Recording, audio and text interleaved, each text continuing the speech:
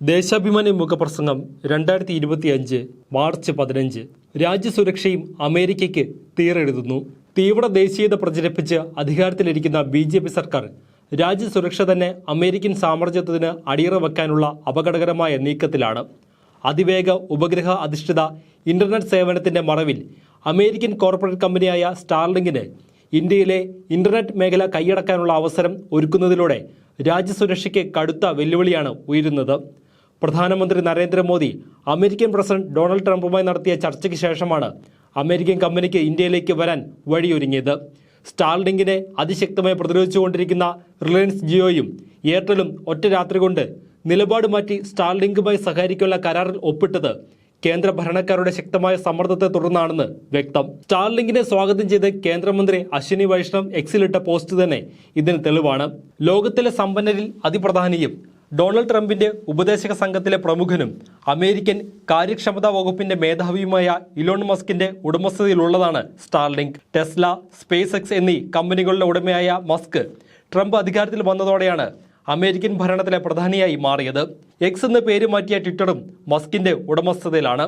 ലോകമെങ്ങും ഉപഗ്രഹങ്ങൾ വഴി നേരിട്ട് ബ്രോഡ്ബാൻഡ് ഇന്റർനെറ്റ് നൽകുന്ന സംവിധാനമാണ് സ്റ്റാർലിങ്ക്. ഇതിനായി 7000-ലധികം ചെറു ഉപഗ്രഹങ്ങൾ വിന്യസിച്ചു കഴിഞ്ഞു.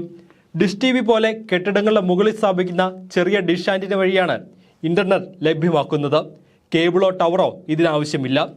ടെലികോം മേഖലയ്ക്ക് ഏറ്റവും പ്രധാനപ്പെട്ട സ്പെക്ട്രം ആഗോള മൂലധന ശക്തികൾക്ക് നേരിട്ട് വാങ്ങാനുള്ള സാഹചര്യമാണ് കേന്ദ്ര സർക്കാർ ഒരുക്കുന്നത്.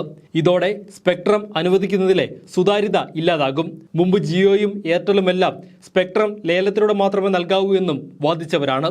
അതുകൊണ്ട് തന്നെ നേരിട്ട് നൽകണമെന്ന് ആവശ്യപ്പെട്ടിരുന്ന സ്റ്റാർലിങ്കിനെ എതിർത്തു. അത്യപൂർവ വിഭവമായ സ്പെക്ട്രം സുതാര്യ ലേലത്തിലൂടെ മാത്രമേ സ്വകാര്യ കമ്പനികൾക്ക് അനുവദിക്കാവൂ എന്ന് 2G സ്പെക്ട്രം കേസിൽ സുപ്രീം കോടതി വിധിച്ചതുമാണ്. എന്നാൽ അതിനെയെല്ലാം കാറ്റിൽ പറത്തി നിയമവിരുദ്ധമായി അമേരിക്കൻ കമ്പനിക്ക് ഉപഗ്രഹ സ്പെക്ട്രം അനുവദിക്കാനുള്ള നീക്കം അങ്ങേയറ്റം അപകടകരമാണ്. സ്പെക്ട്രം മാത്രമല്ല, നമ്മുടെ രാജ്യത്തിന്റെ ഓർബിറ്റൽ സ്ലോട്ടുകളും അമേരിക്കൻ കമ്പനിക്ക് കൈയടക്കാനുള്ള സാഹചര്യമാണ് ഒരുങ്ങുന്നത്. പ്രതിരോധ മേഖല, ISRO തുടങ്ങിയ തന്ത്രപ്രധാന സേവനത്തിന് മാത്രമായിരിക്കണം ഉപഗ്രഹ സ്പെക്ട്രം ഉപയോഗിക്കേണ്ടത്. ഉപഗ്രഹ സ്പെക്ട്രവും ഓർബിറ്റൽ സ്ലോട്ടുമെല്ലാം സ്വകാര്യ കമ്പനിയുടെ കയ്യിലാകുന്നതോടെ രാജ്യസുരക്ഷയ്ക്ക് വൻ ഭീഷണിയാകും.